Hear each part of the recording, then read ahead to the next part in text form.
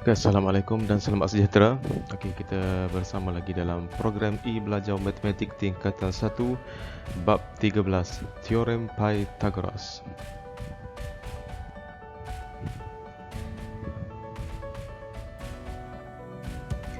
Okey, hari ini kita akan tengok kepada bab 13 iaitu Teorem Pythagoras standard kandungan 13.1. Teorem Pythagoras standard pembelajaran 13.1.3 menentukan panjang sisi yang tidak diketahui bagi sebuah segitiga bersudut tegak dan gabungan bentuk geometri.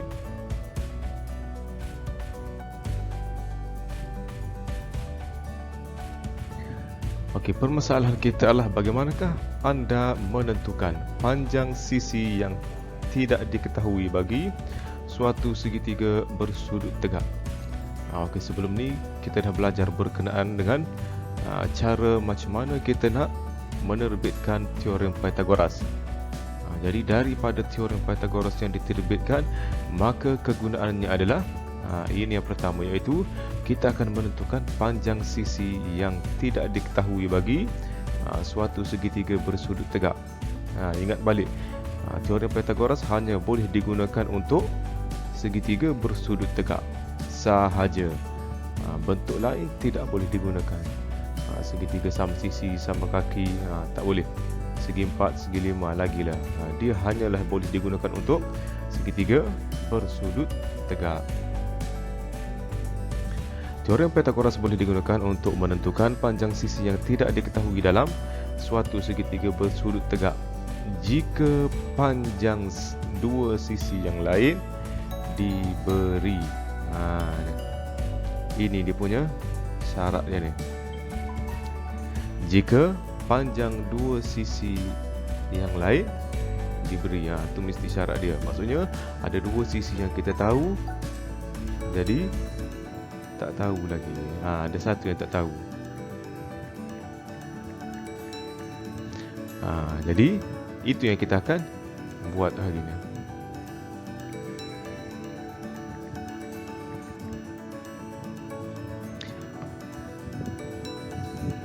Ingat balik dia punya rumus teorem Pythagoras. A kuasa 2 tambah B kuasa 2 sama dengan C kuasa 2. Ataupun balik, C kuasa 2 sama dengan A kuasa 2 tambah B kuasa 2. Yang penting dalam teorem Pythagoras, pertama sekali apa yang kita kena tahu? Sisi yang paling panjang. Di mana kedudukan sisi yang paling panjang dia? Di mana? Kedudukan dia adalah ni apa dia? Bertentangan dengan sudut tegak ni. Ini sudut tegak. Ini sudut tegak.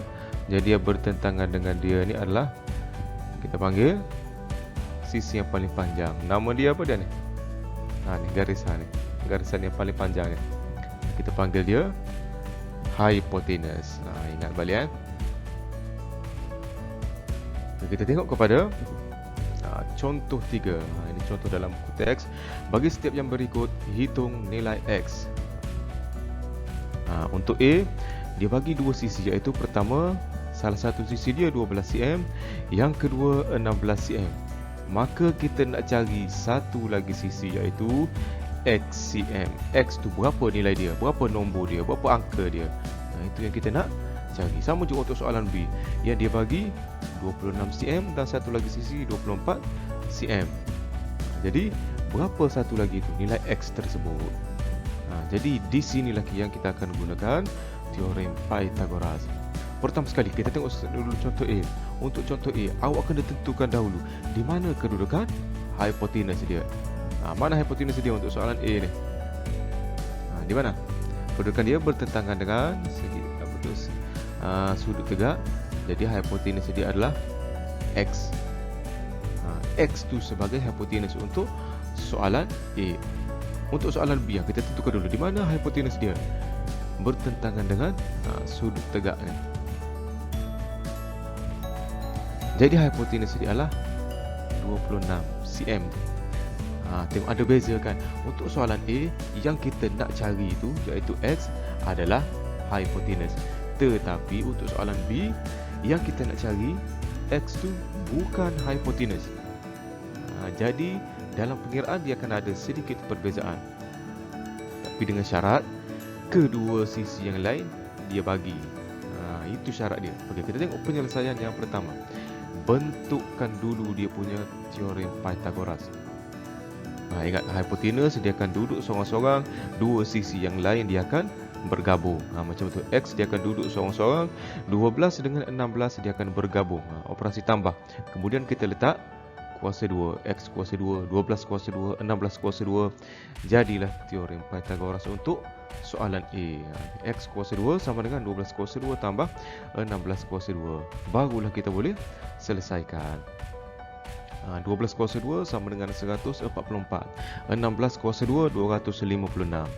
Kemudian tambahkan kedua-dua tu, kita akan dapat 400. Untuk cari nilai X, yang tadi 400 tu adalah X kuasa 2 kan. Ni X kuasa 2 sama dengan 400. Jadi kuasa 2 kita bawa ke sebelah sana, ke sebelah belakang. Dia akan jadi punca kuasa 2. Jadi X sama dengan punca kuasa 2, 400. Sama dengan 20. Jadi sekarang kita dah dapat tahu dah nilai X tadi ni. Dan memang soalan dia pun dia suruh hitung nilai X. Jadi jawapan kita X sama dengan 20 cm. Okey, ini untuk jalan kerja yang pertama. Yang mana kita nak cari itu adalah hipotenus. Okey, kita tengok bentuk soalan yang kedua, yang mana yang kita nak cari itu bukan hipotenus. Kita bentukkan dulu teorem Pythagoras. Tapi tengok ada perbezaan sikit, betul? Dengan soalan yang pertama. Maksudnya kalau soalan yang pertama, X tu duduk di depan sebab dia adalah hipotenus.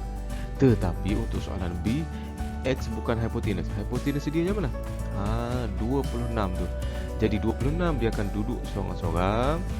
Yang X dengan 24 ni dia akan bergabung. 26 kuasa 2 sama dengan X kuasa 2 tambah 24 kuasa 2. Dia akan bergabung X dengan 24. Yang 26 dia akan duduk seorang-seorang sebab dia adalah hipotenus, sisi yang paling panjang. Kemudian kita akan ubah suai, pindah randahkan yang lain supaya X tu dia akan duduk seorang-seorang. Jadi macam ni kan. Ataupun kita tukar dulu kedudukan dia. Tukar X kuasa 2 tambah 24 kuasa 2 sama dengan 26 kuasa 2. Maksudnya kita tukar suka sama suka kedudukan. Yang depan semua kita bawa ke belakang, yang belakang semua kita bawa ke depan. Jadi tiada perubahan tanda. Kita tukar je, yang belakang semua bawa ke depan, yang depan semua bawa ke belakang. Jadi tak ada perubahan tanda. Barulah kita pindahkan yang tambah 24 kuasa 2 pindah ke belakang. Barulah jadi macam ni. X kuasa 2 tinggal seorang-seorang di depan. 26 kuasa 2 tolak 24. Kenapa tolak? Daripada tambah kita bawa ke belakang, dia akan jadi operasi tolak. Jadi 26 kuasa 2 tolak 24 kuasa 2. Kemudian selesaikan. 26 kuasa 2 bersamaan 676. 24 kuasa 2 576. Dapat jawapan 100. 100 ni untuk X kuasa 2. Jadi sama macam sebelah tu juga, kita nak supaya jadi X sahaja, kuasa 2 tu bawa ke belakang, dia akan jadi punca kuasa 2 100. Jadi selesaikan, dapatlah 10. Tengok perbezaan jalan kerja untuk soalan A dan B. Okey, ada juga sesetengah kaedah. Maksudnya dia terus langkau. Okey, dia kata kalau untuk cari hipotenus, operasi dia tambah. Ada sesetengah cikgu dia ajar, kalau nak cari hipotenus, operasi dia tambah ni kan. Dia terus ambil di sini, betul lah kan. Tetapi dia kata yang kedua, kalau yang kita nak cari itu bukan hipotenus, operasi dia adalah tolak. Dia ambil terus dekat sini. Dia ambil terus dekat situ. Ambil yang besar tolak yang kecil. Stik ulang sekali lagi. Kalau kita nak cari tu hipotenus, operasi dia adalah tambah. Mana-mana tambah, mana tak apa kan, sama saja. Tetapi kalau untuk cari yang bukan hipotenus, yang kita tak tahu, kita nak cari yang bukan hipotenus, Jadi operasi dia adalah tolak. Dengan syarat kita ambil yang besar, tolak yang kecil. Kalau begitu akan dapat jawapan. Okey, faham ya? Dia ada dua keadaan, dua syarat, dua situasi. Pertama, yang kita nak cari itu adalah hipotenus, kita guna operasi tambah. Dan yang kedua, yang kita nak cari itu bukan hipotenus, kita akan menggunakan operasi tolak. Okey, ini untuk yang pertama, iaitu segitiga bersudut tegak. Satu sahaja segitiga. Gabungan bentuk geometri. Contohnya, hitung panjang PQ dalam setiap rajah yang berikut. Maksudnya ni ada lebih daripada satu bentuk. Macam ni soalan A, ada dua segitiga bersudut tegak. B pun ada dua segitiga bersudut tegak. Kadang-kadang satu soalan tu bukan setakat ada segitiga, ada segi empat lagi kan. Maksudnya bukan semestinya segitiga. Tetapi ingat, kalau melibatkan teorem Pythagoras, mesti akan ada tempat yang mana kita gunakan segitiga bersudut tegak. Okey, contoh soalan A, dia kata hitung panjang PQ. Mana kedudukan PQ? Di sini ni PQ ni. Kan? Itu yang kita tak tahu tu. Sini berapa ni? Tetapi yang diberi maklumat hanya 3, 4, 12. Okey, PQ berada dalam segitiga yang mana? Segitiga PQR. Tetapi segitiga PQR, dia hanya ada satu maklumat je, iaitu 12 cm. Yang PR berapa? Kita tak tahu dah kan. Untuk segitiga ni PQR 12 cm dah diberi. Yang ni PR berapa? Maka kita akan gunakan segitiga yang satu lagi dulu untuk cari PR. Dia berkait.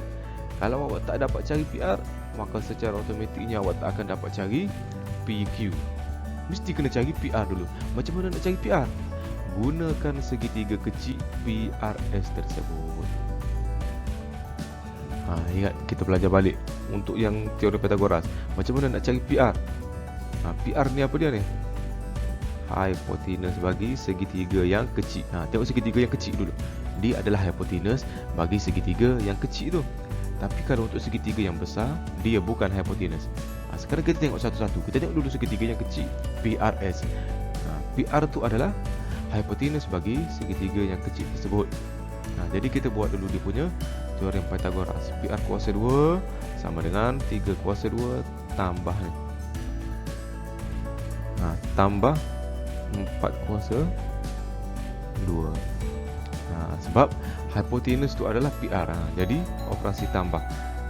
Jadi selesaikan 9 kuasa 2 tambah 16 kuasa 2, 9 tambah 16. Kita selesaikan daripada 3 kuasa 2 dengan 4 kuasa 2. Jadi dapat jawapan 25. Okey, 25 ni adalah PR kuasa 2.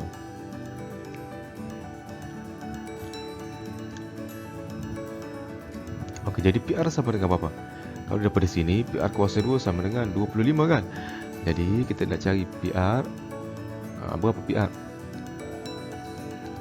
Sama dengan punca kuasa 2, 25. Punca kuasa 2, 25 sama dengan 5. Jadi di sini adalah ni, PR ni sama dengan 5. Tetapi soalan ni, penyelesaian ni dia tak cari pun PR tu sama dengan 5. Kenapa? Sebab kita akan bentukkan persamaan yang kedua, teorem Pythagoras yang kedua. Sebab kita nak cari PQ kan. Jadi kita buat teorem Pythagoras untuk yang kedua ni. PQ kuasa 2 sama dengan PR kuasa 2 tambah Q kuasa 2. PQ yang kita nak cari itu adalah hipotenus. Jadi dia duduk di depan. P kuasa 2 sama dengan PR kuasa 2 tambah RQ kuasa 2. Barulah kita masukkan nilai. Dia terus gantikan. Yang tempat PR kuasa 2 ni, dia letak terus 25 ni kan. Daripada mana datangnya 25? Daripada sini. Tetapi katakanlah awak dah tukar, PR tadi awak cari dapat 5 kan. Yang atas tadi tu kita cari, nak cari satu-satu sisi. PR sama dengan 5. Jadi tempat PR kuasa 2 ni, letaklah 5 kuasa 2. Sama juga kan. Sebab tu tengok cikgu kenapa tak ada kuasa 2. Sebab dia dah tukar daripada 5 kuasa 2 terus tukar kepada 25. Jadi 25 tambah 12 kuasa 2 iaitu 144. Maka jawapan dia 169. Itu PQ kuasa 2. Kalau cari PQ, punca kuasa 2 kan. Punca kuasa 2 169. Maka dapat 13 cm. Okey. Yang kedua, buat jenguk persamaan betul teorem Pythagoras untuk segitiga yang kecil dulu, sebab kita nak cari PQ. Ini kan PQ ni kita nak cari ni. Tetapi tengok PQ dalam segitiga yang besar tu, segitiga PQS ni bukan hipotenus. Mana hipotenus segitiga yang besar? 15 kan. Untuk segitiga yang kecil, mana hipotenus dia? QS kan. Tentukan dulu kedudukan hipotenus. Okey, untuk segitiga yang besar, kita nak cari PQ. Yang dia bagi hanyalah 15 sahaja. QS di mana? Tak ada kan? Di situlah pentingnya segitiga yang kecil tersebut, segitiga QRS. Awak akan gunakan dia untuk cari QS. Jadi buat persamaan atau teorem Pythagoras untuk segitiga yang kecil. QS kuasa 2 sama dengan 6 kuasa 2 tambah 8 kuasa 2. Sebab QS itu adalah hipotenus. Jadi 36 tambah 64 sama dengan 100. Ini pun dia tak tukar terus. Tapi kalau contoh, okey, cikgu saya nak tahu juga berapa panjang QS ni kan. Jadi QS kuasa 2 sama dengan 100. QS sama dengan kuasa 2 bawa ke sebelah sana, dia akan jadi punca kuasa 2 100 sama dengan 10. Jadi QS ini sama dengan 10 cm. Barulah kita dapat cari PQ. Ingat syarat dia, mesti dua sisi kita tahu ataupun diberi, barulah kita boleh cari satu sisi yang lain. Jadi untuk sisi yang kita tak tahu, buatkan satu teorem Pythagoras lagi. Tapi apa dia hipotenus dia?